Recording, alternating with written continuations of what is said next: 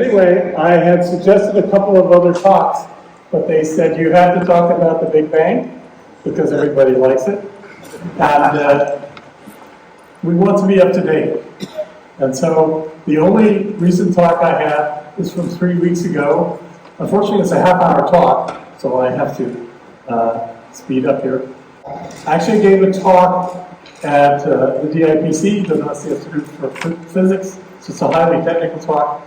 And at the end, I tried to prove to them that the universe is actually a big quantum computer, the biggest one.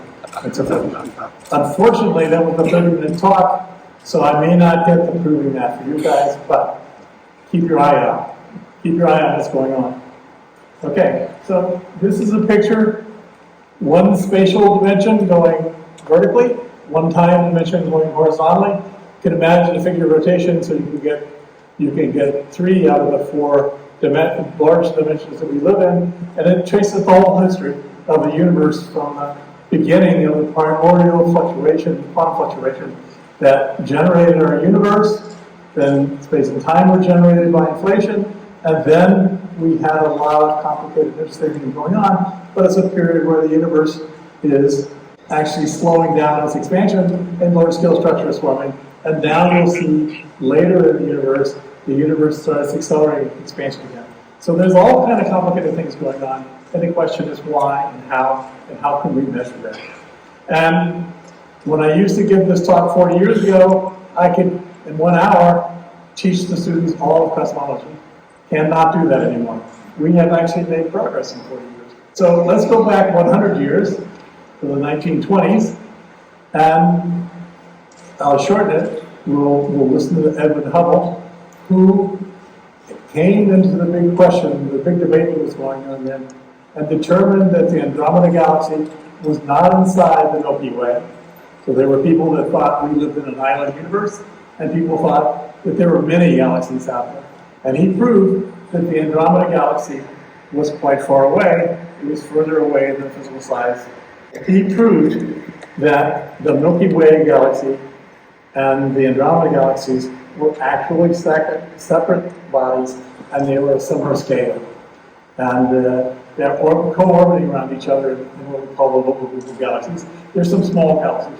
He did stuff based on the work of Henrietta Leavitt, who found that there are certain kind of stars, Array stars, that had relaxation oscillators, and they had a brightness versus period relationship, which was linear. So if you measured the period, you do the absolute brightness, and you could then estimate the distance. And that ended the debate, and we know now in our visible universe there are 400 billion galaxies or more. Everywhere you see a star, behind it is a galaxy. There's 400 billion stars, so there's at least 400 billion galaxies. Okay, so how do we know this? So he makes advantage of a thing we now call the redshift. That is, if you look at far-away objects, you will see their light is shifted to the red. It's because they were using optical telescopes in those days. So blue was on one side, red was on the other, so everything was moving down towards the red side. And in addition to that, you saw various patterns of lines. So here's some pictures of actual patterns. And if you do what Hubble did, he estimated the distances by the size of the galaxy, and he estimated what he thought was the recession velocity, and he plotted one against the other, and he drew a straight line through the data, and he said, I have the first universal law, the universe is expanding at a rate which is proportional distance. Well, that's really pretty shy data for doing that, but the fact is, he ended up being pretty much right, at least in the local neighborhood. All right, so here's the evidence for the expanding universe. On the left is a hydrogen lamp. That is simply a tube filled with hydrogen. You run a high voltage across it. It excites the hydrogen atoms and emits light. And the light is mostly red. You see that, the 600 column sticking up, the 600 micron. And then you see there's another one which is in the blue, and all up in the ultraviolet. There's a series of lines. So this is the beginning, 100 years ago, of the interlocking evidence we have for atoms and quantum mechanics. That is, Every element has an individual set of lines that's uniquely associated with that element. But in fact, if you look at something simple like hydrogen, it has a series of lines. The Lyman series, the Balmer series, Basson series. There's a series of lines, and now we know they go proportional Rydberg constant 1 over n squared minus 1 over m squared, and there's our integers, and you can do that and you predict what's going on. So we know that, we can look and see what every element has lines. So at the bottom, I showed the example with neon and neon lines, similar kind of thing, that you can see that. So this is evidence there are atoms, and this is evidence for quantum mechanics, which is another way of saying atoms are an outcome of quantum mechanics. But there's a second feature. There's a feature that we call the fine structure, and if we look at that, we can see that often, well, the hydrogen where you have a single electron. The hydrogen atom, because of quantum mechanics, can have an electron with a spin up or a spin down. Well, that's okay if there's no magnetic field, no other effects. They have the same energy level. But you put them in a magnetic field, like you get inside of a star, like you get inside the Earth, right? More so in the sun, magnetic field, you get a splitting, and it's proportional to the magnetic field. You see the lines split apart, and that is, again, another thing. So this is down a very big factor, but it's details that show you your model you're beginning to understand. And then if you even look closer, this hyperfine structure, that is the nucleus, the proton, and the symbol hydrogen, also has a spin up or spin down. Both because the electron and the proton have spin a half, they have only a choice of up or down when you project them out. And so you can also see the hyperfine structure. We're beginning to see that for the universe. That's the progress we've made in the 40 years since I first started giving these talks. So here's the evidence. Here's hydrogen from outer space. This is the Orion Nebula. You can actually see this with binoculars or small telescope. You see lines from it, and they are well behaved, and you can understand. And you see it's mostly hydrogen. If you look more carefully, you can see some helium, but it's and a little bit of dust. And so you see that. So you see very nice fine lines. You can measure the wavelength of these lines and measure the shift from your laboratory standard. Okay. So when we see a galaxy, here's a picture of a galaxy with you in the line. There you see the line, and you see it's in the red. It's relatively nearby. Well, look at a galaxy that's further away. There you see the line, but it's now further in the red. You look at the next galaxy, further away, that's when it's smaller. And it doesn't have to be because galaxies are not all the same size. If you pick your galaxies carefully, this is true, you'll see it's shifted. There's another line, but it's shifted towards the red. It's the line that was the next line up. And you can keep making measurements and looking further and further away, and you start seeing each time it's more shifted. And so now we can take Hubble's original data. That's one that I dug out many years ago, and it's become popular. Here's Hubble's original observations on the left, either by individual galaxies or by loops. And you see this one unusual thing. There's two galaxies coming towards us, and all the other galaxies are fleeing from us. One of the ones coming towards us is Andromeda. That's because it's in the local group, and it has to be orbiting towards us. Actually, it's going to crash into us, but not for a while, billions of years. But will eventually be one big galaxy. But on the right, you can see where the data look up till now, up until the James Webb Telescope just recently launched. You can see we're making measurements out now to a redshift of 1. This early stuff is a redshift which is very tiny. It's like 0.06 or something. And you can see we have supernova that let us measure nearby. It's called low Z. And this long digital sky survey, which lets us go out to a greater distance. And then the Hubble Space Telescope lets us go out all the way to a redshift of 1. Now, this is relevant for the few of you that are following the controversy about whether there's a Hubble tension or not. But the fact is, that line that goes to the middle is a line that's based on the uniformly expanding universe, but there's time dependence. The universe actually slows down, it's going faster, its expansion slows down, then it turns around and speeds up. And this is out past the part where it speeds up. It's back where it's still slowing down. So we have evidence that Hubble's guess, making Hubble's law, was correct. And especially if you look at a bigger model of in general relativity, where you think space-time is expanding. And it's not a velocity change, it's dominated by this change in the physical scale of the universe that stretches the light. There's a little bit of moving around galaxies, but the huge effect, especially at redshift 1, is due to the expansion of space. So far so good. We now got a rule that works for the universe as far as we can see. We say, all right, let's make up a model that describes the entire universe over its whole history and predicts the future. Fairly funny. So this plot only goes to the present day. So somewhere time began. It's the dawn of time, and that's a really tiny fraction of a second. It's on the scale of 10 to the minus 30 seconds. And we have inflation, and that goes on for at least 60 to 70 eVols, perhaps more. So the universe goes up in size by on the order of 10 to the 50th at a time. All expansion of the universe since then, which is like accelerating a car at high speed and then letting it slow down, all of that is a sort of a comparable size quality for the expansion of the universe, right? And now we're starting to accelerate again, so we can get up to speed. And over here on the left-hand side, that's the thing that I got to be famous for, I got to be on the Big Bang Theory for. We showed that the radiation coming from the Big Bang was exactly what you'd expect from the Planck distribution. That line there is the Planck distribution, simple formula, simple quantum physics, right? It says we have a fixed temperature, the whole universe has a fixed temperature. That means it was hot and dense in the past, and somehow very uniform, right? And how uniform it was, my answer to this, John Madden was PI for that, although we were all co-experiments with each other.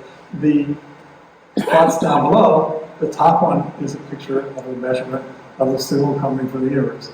And it is the first order, like the signal you'd get if you're sitting inside the sun. It's the same everywhere. And the fact is, the universe is incredibly uniform. That is, you know what a bottle of water is? The uniformity of the water in the bottle is less than the uniformity of space-time. But if you blow the scale up a factor of 1,000, you see two things. A hot spot and a cold spot, uniform, cosine, big cosine across the sky. That is a Doppler effect, the motion of our solar system relative to the light in the universe. And there's also a horizontal line of spots. That's our galaxy, and that one big spot over the blue stuff, that's the spiral arm in which we have our solar system. So when you look down our spiral arm, you see more signal from the galaxy. You look the other way, you see more signal.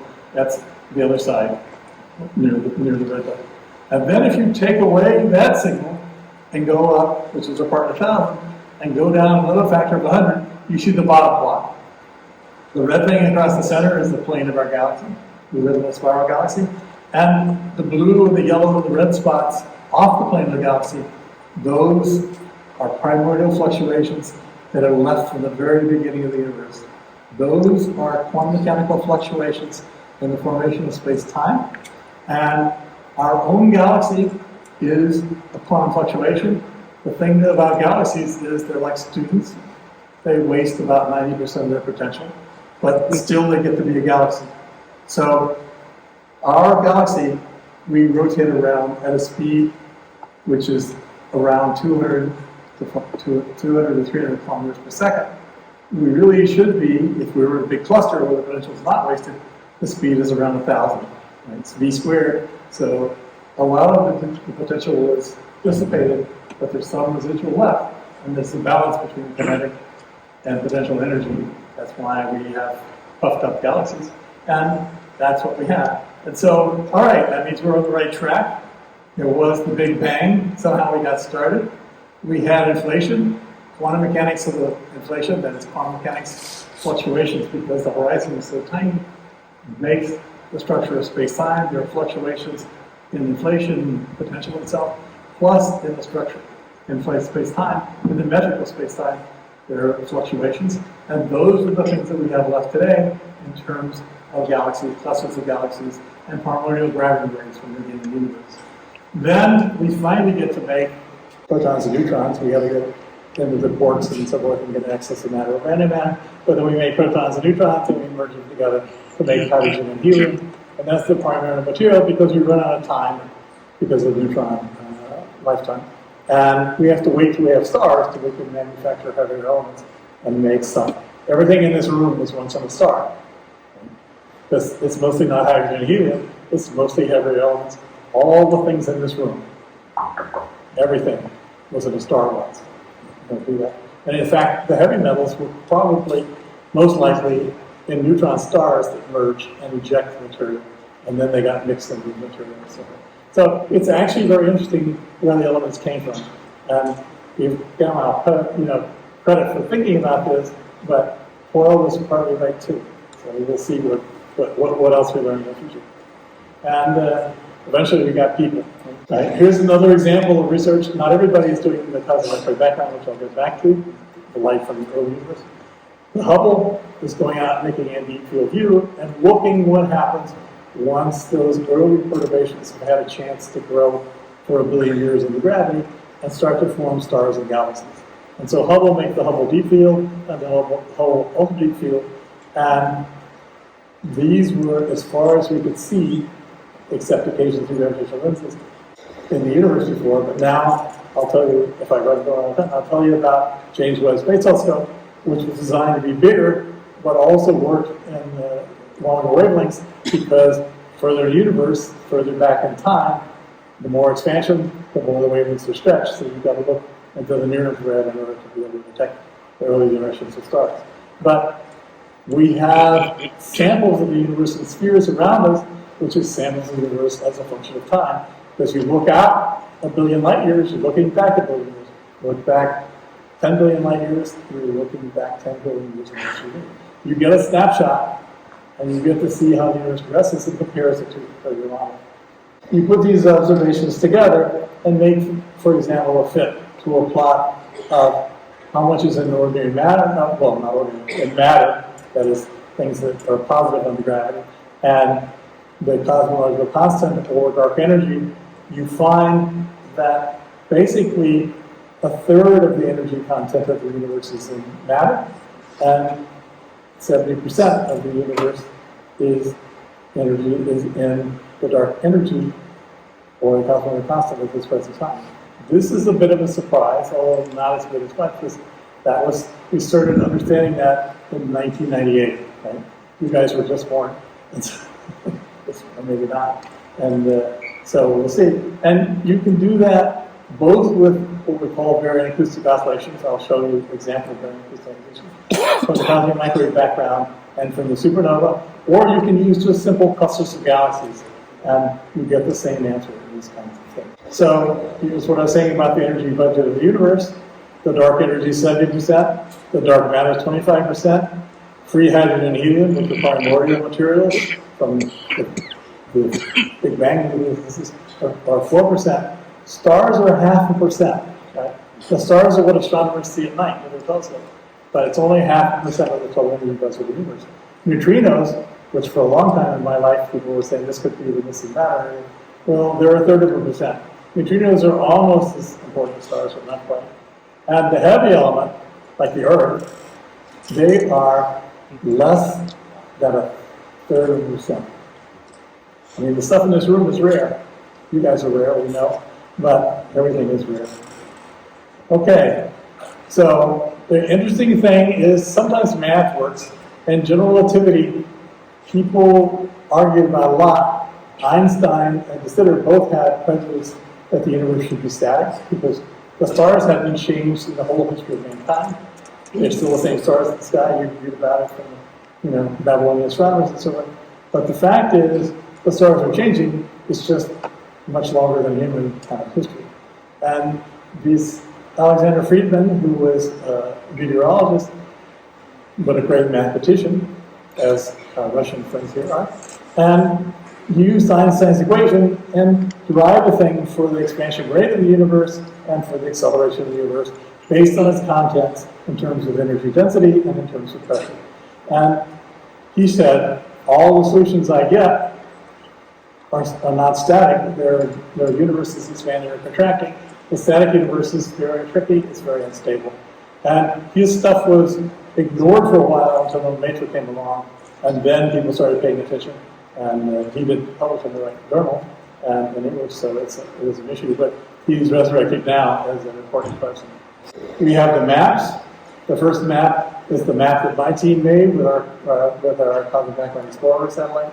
It's the first region. It's the region of the large angular scale. It's the region in which, at the time we look at it, it had things moving at speed of light couldn't actually move over those distances. So these are primordial. These are what the primordial things look like.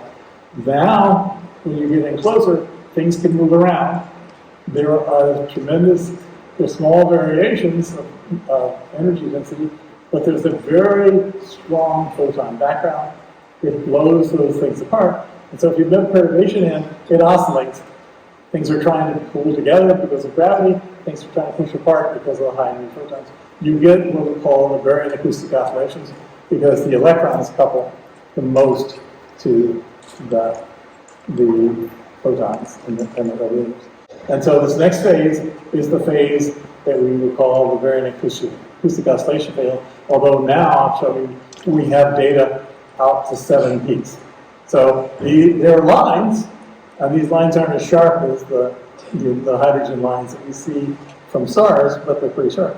And so the WMAP made the measurement sort of covering the large angular scale down into the first 3 acoustic baryon oscillation peaks. And then we did Planck, and that was a very exciting time because that's more recent. And that gets out to where we have the 7 different peaks, but also gives us information about the polarization and other facts. And now we're starting to get into the fine structure passing. Now we got lines. Now we're going to split the lines and look for correlations and do stuff. This is the progress. 4 years is a long time. We better make progress. And here you are. Here's the data. The first one is the temperature variations, and you can see the Kobe stuff is not even on there because that's old hat. You can see the predictions from our theoretical model, and you can see, which is also fitted to the data, and you can see the data from the 3 satellites, one Kobe pushed off the end, and from the big ground-based telescopes, and then you can see a measurement of the power spectrum of the polarization in what we call E mode, but the polarization comes from scalar field variations. That is just energy density fluctuations. And look at that. There's progress. It was really hard for us to measure there at the 10 to the, whatever it was, 10 to the 2, 10 to the 3 level. Now we're down to the 10 level, the 1 level, a factor of 1,000 at this point. And we got reasonably good error bars. So we made some progress, and we see some fine structure, because if you see the perturbations in the temperature, you must see perturbations in the polarization. It's the same thing as light scattering off of a pond or off your car hood. It'll be slightly polarized. Light scattering off the primordial plasma will be slightly polarized, and you can predict it should be, and you can predict that it should be exactly this level. So if you measure the top curve, you predict the bottom curve. So you can then take these data and fit to it and measure the 6 cosmological parameters. There's actually 7. We need 6 to describe the data we have at this point. And from a time when the universe was about 1101 times smaller than it is today. And that's like initial value problem. Project equations forward and see what you get. But this is close. This is not quite initial because you get to go back to if you run your equations backwards. And you can also do the thing now and go out and do galaxy surveys. And then you can look and see how the galaxies cluster. And so on the left of the curve, the red is the cosmic microwave background. On the right of the curve are the galaxies. And you can see the baryon acoustic oscillations occur in the galaxies. Not only do the galaxies show a distribution that you would expect, but they also show a slight residual from the acoustic oscillations because the light blew the baryons out. The dark matter pulls most of them back in, but there's a sphere around each perturbation that makes extra galaxies. And so we can see them. That's what those wiggles are. They're, again, only a few %. But this is exactly what you predict. Primordial on the left side, it's processed on the right side, but processed the galaxies. So galaxies are down here at the bottom. They waste a lot of their potential. Up at the peak is where, the original energetic perturbations show up in their full entirety. There is right now going on the DAISY survey. It's actually nearly halfway through its first set of runs. And the goal here is to measure on the scale of 30 million galaxies and measure their redshifts and their brightness and plot them up. And you can see the plot where you're looking at all the nearby bright galaxies. You're looking at the large red galaxies. Then you're looking at the extremely large bright galaxies. And then you're looking at this thing, this funny pattern. That's QSOs, 2.4 million QSOs. And you see absorption lines from neutral hydrogen and helium that haven't collapsed to form galaxies yet. So when you measure one QSO, you not only see the light from the QSO, you see the absorption lines from the gas clouds in front of it. So this is a mapping back to, a redshift of about 3, right, on the universe side. So we're talking 1100, now we're talking out to 3. There's a big gap, but, nothing happens so much in there except galaxies at the start of the form. But we now know a little bit more. Okay, so Kobe, 1992, God, that was a long time ago. WMAP, 10 years later. Planck, another 10 years later. And that's over. And now we have a whole set of ground-based observatories that we're doing. And the Japanese, along with international collaborators, are going to launch LightBird in roughly 2027. And that's intended to clean up a little bit, which I hopefully will show you. So these are the ground-based experiments that are going on. On the left are the satellites and ground-based and from Antarctica. And the bottom right one is a big balloon that circumnavigates Antarctica for taking data. The others are on the ground, either in the Atacama Desert or at the South Pole. So that whole facility down there at the bottom right, that is a city that CMB built. People to go there and make observations from the South Pole. And it's quite amazing. Because when I went to the South Pole, there was not so much there.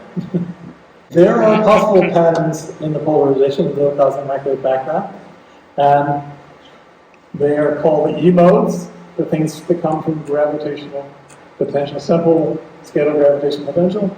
But if you have extra information, such as a gravity wave or a tensor variation, because it can't be a gravity wave if it's bigger than the horizon, it doesn't have time to oscillate. One of them has 2 extra directions, so you can make an interesting pattern. The other one, it can only be perpendicular one way or the other. The other one could be rotated. So these are called A and B because they correspond to the same as the electric and magnetic vectors you get from the electromagnetic potential or the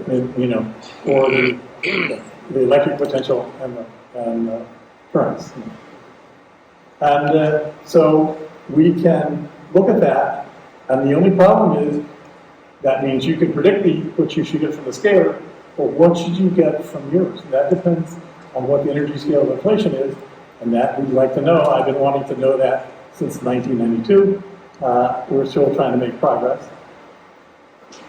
But we're taking advantage of the fact, another thing I'll show you, of this gravitational lensing of light that comes from the universe.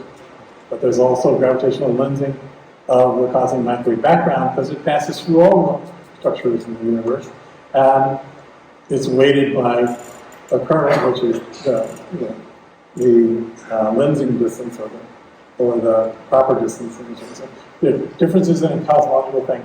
There's luminosity distance and there's size. There are different scales, but angular size and so forth.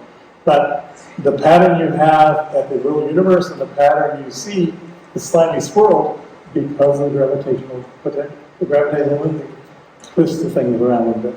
And that can actually mix a little bit of E mode and make it look like B mode. And that creates a problem for us. So you can predict what that should look like. We had to redo our thing. It's coming out soon. We had to redo it. We had to move the B mode, the B modes, the ones on the right, down by about a factor of 7, just because our experimental observation is coming down. But we have lensing and mass. So like I say, now we're getting into hyperfine structure. We can use the CMB to reconstruct the matter between us and the Big Bang and see what it should look like in terms of what it does in lensing. And it causes a little blurring and stuff like that. So the cosmic microwave background radiation has been improving on Moore's law. Every year, we're improving by a factor. And you can see that we are staying on the Moore's law for improving the sensitivity of our detection because we now have to go down more orders of magnitude. So, same thing as we've got to make billions to billions of galaxies, and we've got to make a number of photons from billions to trillions, and that's what we do. Okay, so here's CMBS4. And here's the South Pole kind of stuff that's going on. There are, on the Earth, potentially 4 places in which you can make these observations. The South Pole, because you can't water vapor in the atmosphere. South Pole's very dry. The Atacama Desert's very dry. And there's a plain in Tibet, which is very dry. And in principle, Greenland is, but Greenland's going to be unstable. So the Altiplano in Tibet, I'm sorry, that's the Spanish word, the high plateau in Tibet is actually a great desert. It's a great place to make observations. And so China has something called AliCPT.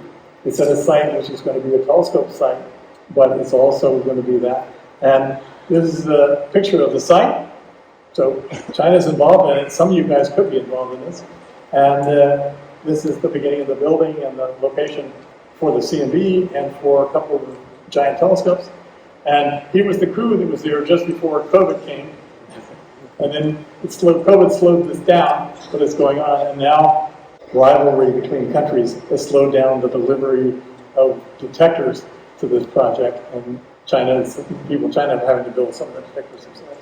We were building them in California. And, all right, I guess I come to the end. James Webb Space Telescope. Okay, this is 6-7 times bigger than Hubble, but the wavelengths are longer, but it's still more sensitive and more spectacular. You can see galaxies you can't see with Hubble, right? But we're using, includes my student postdoc at JWST, but collaborators in Spain, collaborators in the US, we're using JWST plus gravitational lensing by clusters to try and see the most distant galaxies and understand their stuff. But we're also looking to see if galaxy, the dark matter, isn't some incredible quantum structure that is extremely low mass things where the de Broglie wavelength you can see. If you look at these streamers between the galaxies, you can see the de Broglie wavelength and you can see the soliton of the protons in the So, all right. So you can see I'm getting to the point where the Universe is quantum computer and I stop now because I overran.